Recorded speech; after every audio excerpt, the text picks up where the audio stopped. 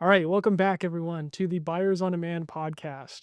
Thank you to all of our recent listeners. By the way, we've received a lot of overwhelmingly positive feedback on this podcast. So we're here today to not only appease all you guys, but I think everyone's going to be super happy to hear about Mason and Mason's story today because Mason's got one of the most unique stories that I've talked to in terms of our guests.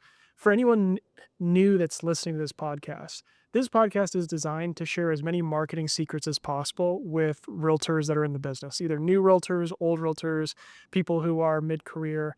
We try to expose all the secrets because this comes from, just so you're aware, Mason, you can know a little bit about my background. I started off in this space. My whole family are realtors, but I started off in this space myself about 4 years ago ish when I got into real estate marketing, or sorry, real estate media with photos and videos. And due to some unforeseen circumstances with health complications with a partner of mine, we had to switch from physical marketing with realtors to digital. And when we were in the digital space, we saw a lot of things that we didn't like. One of those being that there's a lot of information that's kept behind paywalls, as well as lead vendors that try to target new realtors, saying that this is the right way to do it. When, as we all know, the basics is really what works most of the time. And if you just do it consistently with enough volume, you'll be able to find success. And so this is designed to share exactly that. We're designed to hear real people's stories, real people's strategies, real people's lessons, so that anyone listening that's a new realtor, old realtor, or mid career, you don't have to be sucked into this trap of relying on a third party or anyone to pay for any of this marketing advice. Now, Mason, that's a lot about our background, our podcast, our story. I've just told the audience up to this point that you have one of the most unique stories that I've come across. I haven't given a single clue as to what that might be. So, Mason, do you want to go ahead and tell us a little bit about, first off, how you would describe yourself? And then, second, tell us about your origin story from where you started up until becoming a realtor. Okay. Well, how I would describe myself, I am a community person. I like to consider myself a connector. And my wife and I are both social people. We enjoy just making connections, being involved in different spheres within our local community and beyond. You know, where our parents live, we're still very connected with those communities. My origin story. I feel like I've lived a few different lives. That's what it seems from my research on you. Yes. So I was born in Memphis, Tennessee, and I started my undergrad studies at the University of Tennessee, where I originally enrolled in hospitality, restaurant, and tourism management purely because an online survey told me to do so. 2 years into that, I realized I was not very happy about what I was studying. While taking a soils and civilizations class, I had this big awakening as a probably 19-year-old and realized the soil is where it all happens. That's what's the most important part of any society. And so I did beyond of 180. I just completely tailspun and went in this rabbit hole of soil science. And just staying at that school wasn't enough. So I transferred from the University of Tennessee to Appalachian State University. But before I actually attended App State, I spent a semester abroad in Israel on a kibbutz where I studied arid food production, transboundary water issues, so just like sourcing and cleaning of water amongst the Middle East and geopolitics around that, which might be suddenly a spicy topic. Um, and then a few other just like community oriented courses around just being a community leader.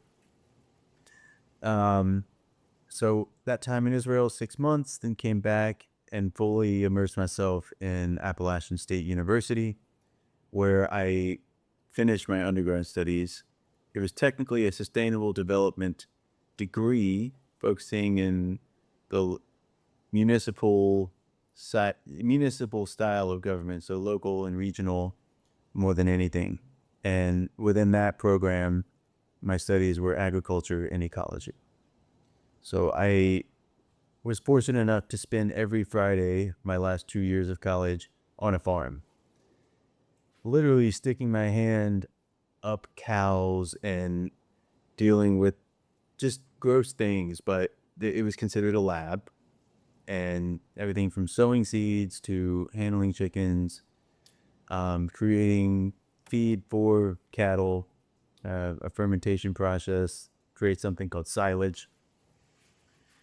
And that led me to then working on a farm in Nevada. I spent half a year there on an aquaponics tomato farm.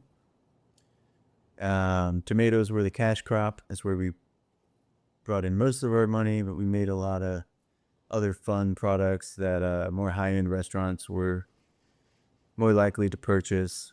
And I actually oversaw the egg production. We had around 100 laying hens as well. So at this point in my life, I'm on this journey of trying to become a farmer, wanting to just immerse myself with the land. All in the while, I really did enjoy the farmer's market aspect of farming. And I bring that up because that's the community part, right? And also the sales. So while I'm at this farm in Nevada, it was called Dayton Valley Aquaponics.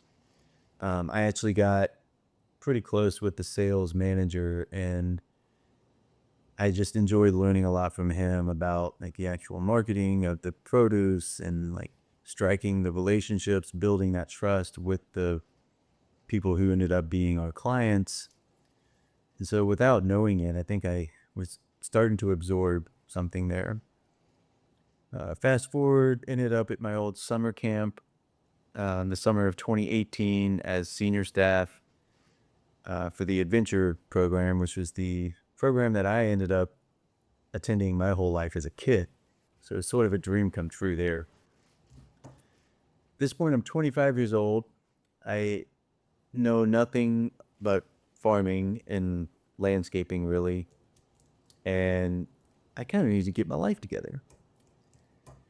So the transition from this farm to that summer camp was really me just going back home to Memphis. And so I spent 2 months in Memphis before actually stepping into the summer session. Those 2 months, I was a supervisor at a plant nursery, making $9 an hour cash, and I was the highest paid employee. Um, and after the summer was over, I had nothing to go back to. So I was very eager to change that. And throughout the summer, I put out the word that I was looking for anything really. And I left out this detail. This summer camp was a Jewish summer camp. And I ended up getting offered a job at a Jewish student culture center at IU, Indiana University. And so around August of 2018, I applied for this job because at the time, an old acquaintance of mine offered a job. I applied.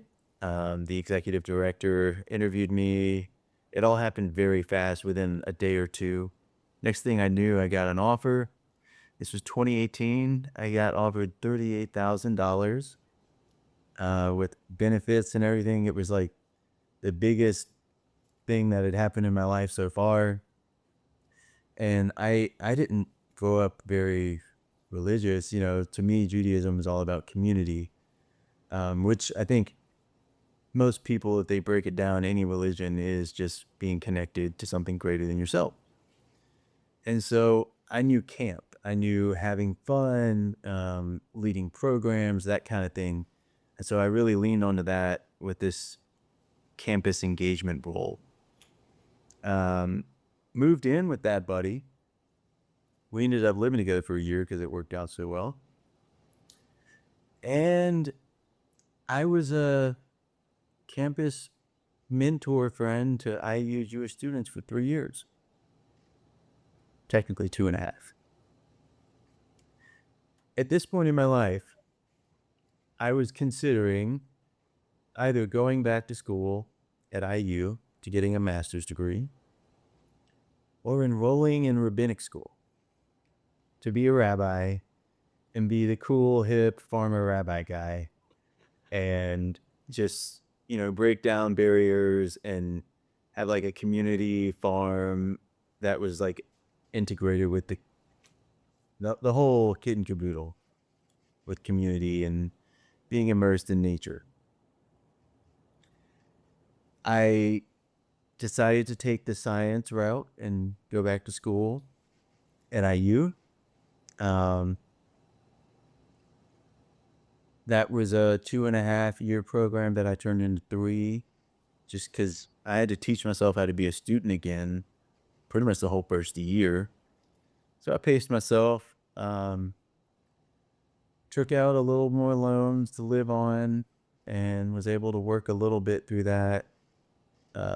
Honed my bartending and barista craft through that time. And ended up restarting a Ducks Unlimited chapter for Indiana University. It was a student-led chapter. So I ended up being the chairman of the IU Ducks Unlimited chapter for 2 years. Not every campus around the U.S. is as supportive or open to safe firearm use. I grew up in a city. I'm not like a redneck by any means. But when I was a kid, my uncle introduced me to duck hunting. And so being in these more in-depth ecology courses and really getting down into the nitty-gritty of the biogeochemistry of wetland soil, I had this light bulb that went off in my head. Like, oh my gosh, wetlands, Ducks Unlimited. This is, it was another thing like I had in undergrad. It's like, this is where it's at. So I threw myself into that work with Ducks Unlimited. Was able to raise around $20,000 over 2 years of doing fundraising work, and got to spend time in the Indianapolis State House, just basically being an advocate, a constituent, voicing my opinions and my passions, encouraging them to consider, as DU likes to say, robust and continued funding for wetlands conservation. And I had an internship with DU for a summer. Really thought that was going to be my life. Like, I applied to over 10 different positions with them. I've got a giant wooden DU sign right above my computer here. I'm all in it for the mission. It wasn't in the cards for me for whatever reason. I didn't get any of the positions I applied for. I got second round on a few of them. Got even flown out to a few other conservation-oriented organizations. Got to go to the Rocky Mountain Elk Foundation's headquarters. Got to visit, and that's in Montana. I got to visit a private municipal organization that handles water distribution for Colorado, for Northern Water. I got to go visit there. None of it happened for whatever reason. So I spent 8 months trying to find a job with 2 master's degrees, and nothing was sticking. And I was pretty frustrated. I went back full time being a barista and bartender. And eventually something popped up in Indianapolis, which is about 50 minutes from Bloomington. It was with the Indiana Department of Environmental Management, IDEM.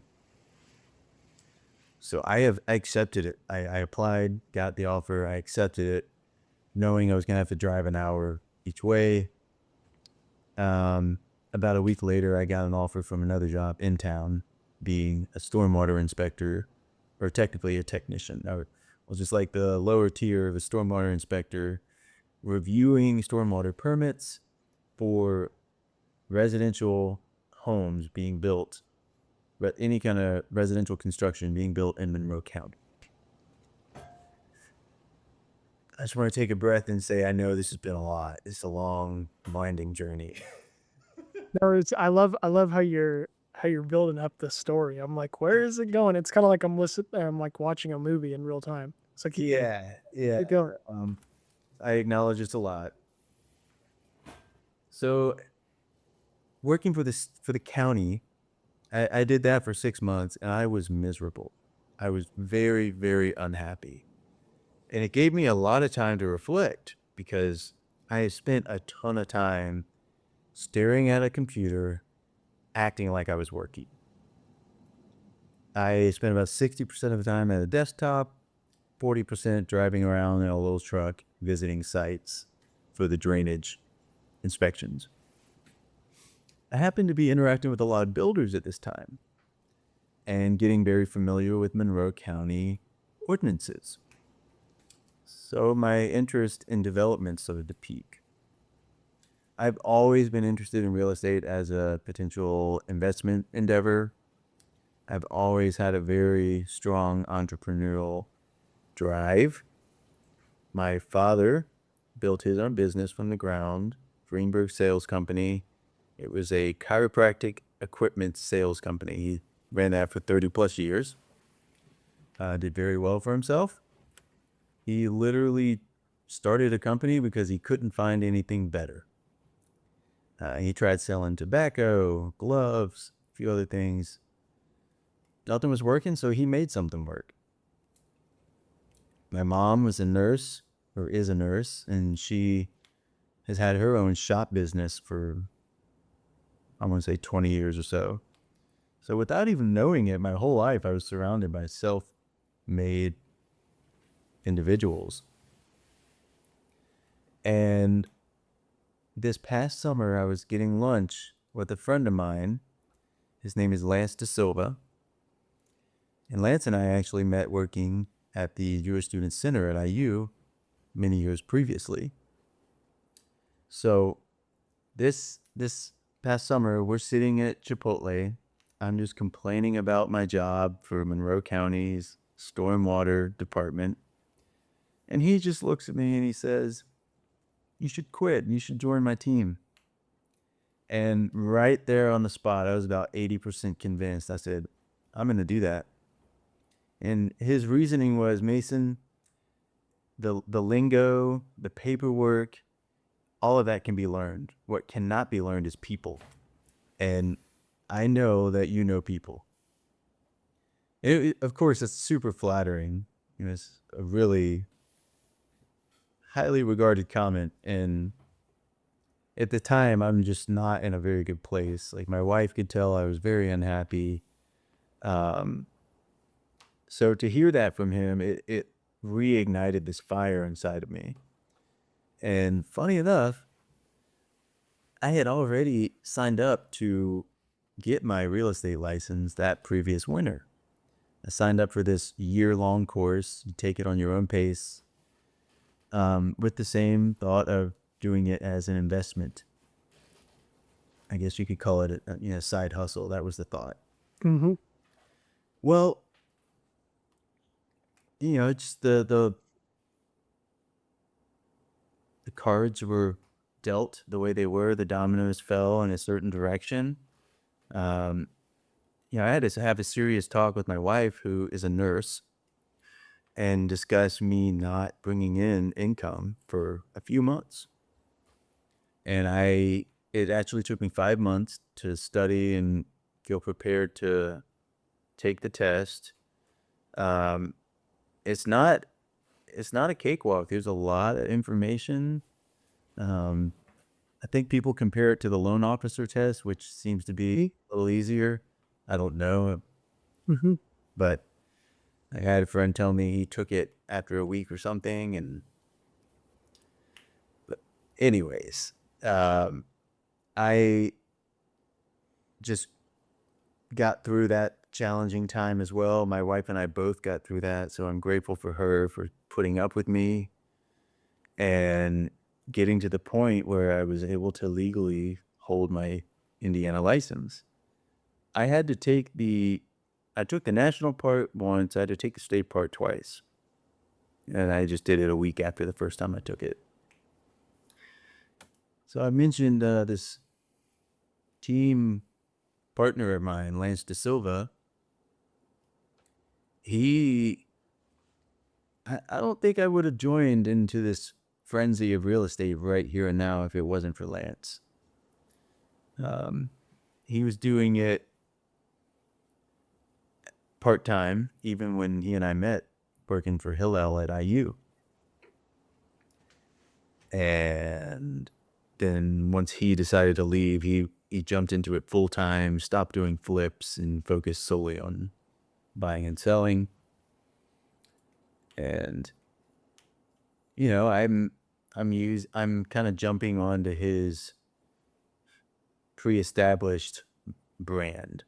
He's been getting his name out there for 3 years now. But I'm also making a name for myself. It's very natural for me to just connect with people. And Mhm. I mean, I walk my dog around the neighborhood and I make sure every single time I have business cards in my pocket. Mhm. And I'm just I'm not ashamed of it. I'm not afraid to just say what others maybe don't want to say. I'll just be like, hey, nice to meet you. By the way, I'm forcing myself to tell people I'm a realtor. And that's it. Yep. 'Cause they know after that, at that point, they probably like tense up or something. And Sure. like, oh, he's trying to sell me a house. Like, get away. But Sure. I try to just be as genuine as possible because I actually do enjoy meeting my neighbors and I want to be able to get to the point where we can have cookouts and things. My wife and I have been in this house now a year plus. So we're still new. And this neighborhood is fully either first time home buyers or last time home buyers. Mm, So it's a nice multi-generational mix. sure. Yeah. I I love don't feel bad about the like the lead up on your story. I love that you mentioned all the details because a couple things. One, obviously, I start with the story because you can get glimpses into someone's mindset, life, their values just based on their upbringing and the choices they made prior to real estate. Also, too, I try to find as many similarities as possible as well, or something to connect on, you know? And I love that you mentioned all those details because there's a lot of things that hit home for me. As myself, I grew up on a farm. I have two parents who they're both realtors, but they are in your description of your story, kind of like entrepreneurial types, right? Dad had a business, mom had a business, that kind of thing. Um, you mentioned about the camps. Now, I'm not Jewish myself, don't go to like Jewish camps, but I do go and volunteer every summer at a camp for kids with autism, and so I'm seeing all these like similarities in terms of the upbringing, especially when it comes to this kind of farm upbringing. Because for me, I was a ranch hand from basically like I think my parents started me like 11, maybe 11 until like 20, whatever, 20 something, 23 maybe. So like 12 years. And I always was super, super afraid of the horses. My family, they had every single animal, like horses, chickens, pigs, Yeah. whatever. And Yeah. I used to always be afraid of the horses because they were so much bigger. But obviously over time, I grew to really care for them. And I noticed that although, like, a lot of the times for me, it was kinda dreadful because I would clean the stalls and feed the horses and do all that kinda stuff, I started to appreciate it later in life, especially as we became more and more digitized, like, when I look back at that period of life in my life where, like, I would come home and the first thing I do when I come home is go to the ranch and take care of all the animals. I look back at that now and I'm like, "Man, what a privilege that was," because I was not tapped into my phones, I was not, worried about AI, I was not worried about social media.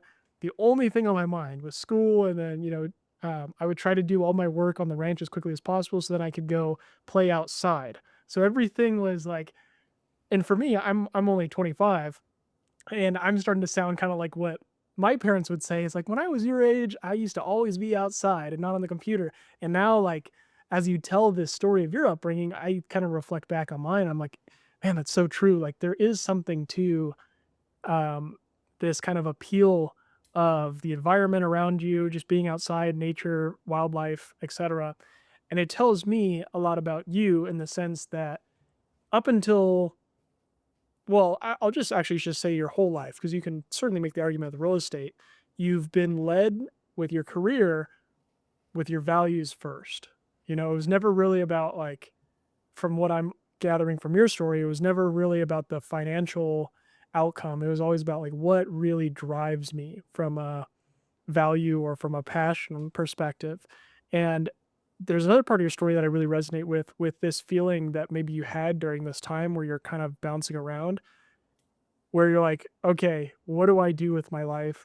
I have on paper a lot of accomplishments. I have 2 master's degrees, but not much to show for it in maybe practicality. And I don't say that as a dig because I myself have felt the same way many times over, where like on paper, you know, I have a lot of achievements. I if my mom was on the show, she would show you her wall of achievements that I have for different plaques and whatever. But as yourself, it's like, oh, but like, am I really doing enough? Or like, am I really ahead in life? You know, even though I can say I've done all this stuff, what am I doing now? And so there's a lot of stuff that I relate to that. And I imagine that this transition to real estate, even though you mentioned like you spoke with a friend and he had mentioned that you would be really good in a people business, I imagine there's also that level of passion when it comes to real estate as well, because you are.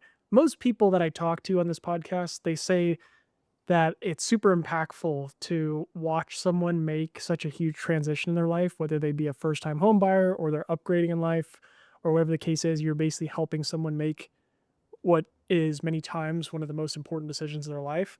Mhm. From you, it seems to be, from your story, a layer deeper, where yes, you're helping someone make such an important transition, but because you are so attached to the actual literal environment around you, the community around you, you have maybe a different outlook of like, I am placing you know, maybe a really good person that I align with into this kind of natural habitat that I'm around. I don't know, it seems like maybe you think about things in a couple layers deeper because you're so close to the soil literally, from your background, you know? First off, I gotta say it's very interesting hearing someone else articulate those things. Yeah. I I'd say it's spot on. When I first started getting my head, when I first started processing quitting my job with the county to pursue real estate full time as a self-run business, I was telling myself, well, I know land and I know people, so how hard can it be to help people find the house that feels right to them? So that's that's the Mason way of saying what you just said so beautifully. And it's really interesting to hear someone else be able to piece that together. So thank you.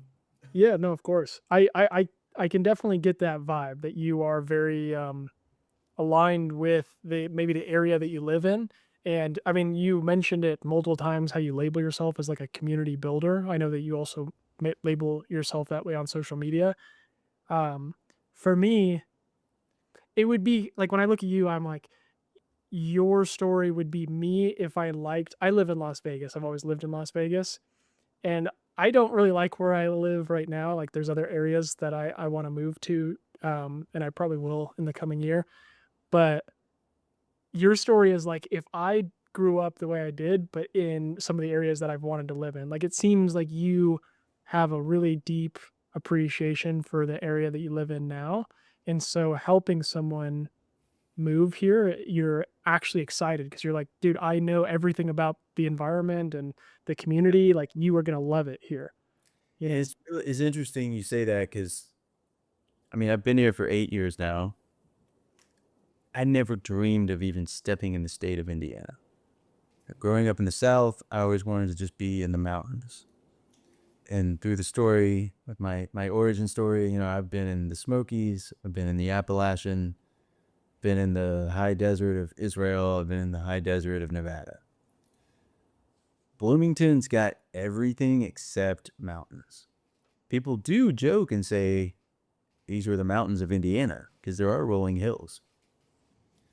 But when I moved here, I was spoiled with living in these high altitude, drastic changing topographies, and I really had to force myself to learn and appreciate what Bloomington has to offer. And I would just go out and I would look up a new trail and take my dog and just go out there and get lost on purpose. Go look, you know, I like to mushroom forage sometimes. So I'd go looking for chanterelles or morels, whatever.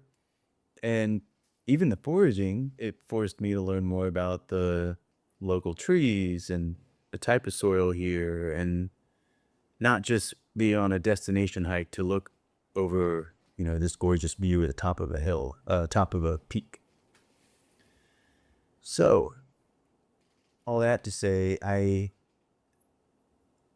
can see now through this conversation, I put a lot of time and effort into learning how to love Bloomington. And Yeah. I think now that I'm finally at that point, I'm not just telling myself I love it here. Like I've really grown to love it. It does feel, it just feels natural. It's kind of like breathing, helping others find the right place for them. And I do recognize, I see all the time people are trying to, at the end of the day, this is a sales position. And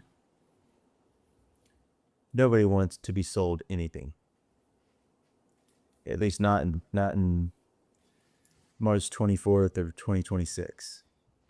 But I'd argue March 24th of 1817, people still were not thrilled to be talking to a salesperson. It's just something in psychology and like the way we handle negotiations. It can be a turnoff. However, if I am true to myself, I feel that I am able to attract the kind of people that want to work with me. Your vibe attracts your tribe. There you go.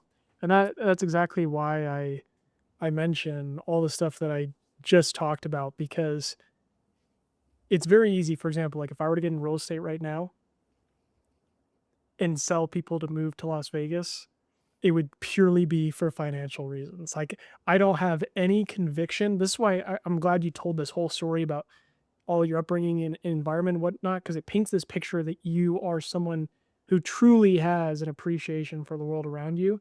For me, again, like if I were a realtor right now saying you should buy or sell, here, it would not be true to what I actually feel. I do not feel that layer of conviction when I'm here versus that you do in Indiana. A lot of that has to do with some of your, again, how are you describing your story. And so I appreciate you for bringing this to the forefront so we can kind of paint this picture for the audience. And I imagine because you have, although you might look at it and be like, man, I have all of this past experience studying and whatnot that seems maybe irrelevant to this current world that you're in, you have a unique story. And what that allows for you in 2026 is when you show up on social media, like you just telling that story can attract a ton of people who are maybe similar to me, like grew up on a farm, whatever the case is. You are immediately different from everyone else just by telling what you told, because nobody else, like I've never met a realtor who had debated becoming a rabbi and like, did all this stuff that you're describing with the Jewish summer camp and, 2 master's degree in soils. And so I imagine when you speak to people and you tell possibly where you came from, this really creates this kind of, it maybe level of intrigue is the word I'm looking for. I'm looking for a deeper word than that, but excitement maybe to work with you because you're just so different from like the regular realtor we come across, who's just you can tell immediately like I hear all the time from when I'm talking to the realtors, they say real estate is an industry of smoke and mirrors. And I totally understand why, especially when I used to take photos and videos for realtors, Sure. because it was very clear. Again, remember that I'm in Las Vegas. And Right. so I used to take photos and videos of realtors at multi-million dollar properties. They'd show up and it's very clear right away that it's like, this is for social media. And then when the cameras are off, it's like the facade is gone, and they're completely different, in and out transactional, like we're in it for the money, you know? Right. That's how this culture is here. You are completely opposite. It's like, you just attract a totally different person who's not used to the hustle and bustle of maybe the commercialized part of the country.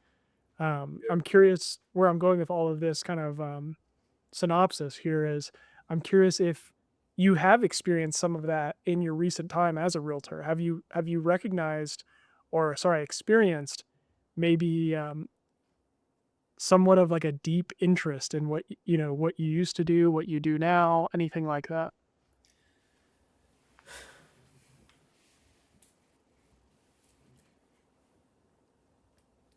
I'm not sure if this is quite responding what you just asked me, but I'm just gonna roll with it. Yeah, yeah. And it's okay if you haven't. I was just like I could imagine that over time you will attract a ton of people who are like again, your story is just so unique, and Yeah. that is attractive to a lot of people. But yeah, go for So it. my first listing was a 4-acre property that unfortunately was about to be foreclosed. And this guy actually called a different office before he called the Century 21 office. And they basically just said, we're not going to touch it. And I, I'm young and hungry. And I get a phone call because I'm doing floor time. I was like, I'll be there like now. So I show up. The property's in disarray. The house is in disarray. But I see that it's 4 acres in prime location, Monroe County, right outside of city limits. And I start thinking about all the people I know in the Ducks Unlimited community in town. So I got limited agency on that property. I was representing the buyer and the seller. And then that led me to listing the buyers of this transaction, listing their house in a more rural area in Bedford, Indiana. Um, I never I've considered just being a land person. Sure. There's even companies that do it, like Whitetail or something. Yep. Yep. I don't want to pigeonhole myself.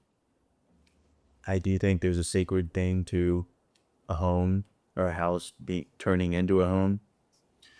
Um, but I recognize that I can just read the land. I can see like, oh, like this is where the drainage is naturally flowing, or there's some good quality trees here, things like that.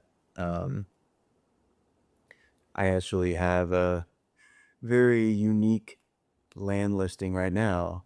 Um, can't really talk about it. It's an office exclusive, but I found myself interacting with land, and that's been exciting.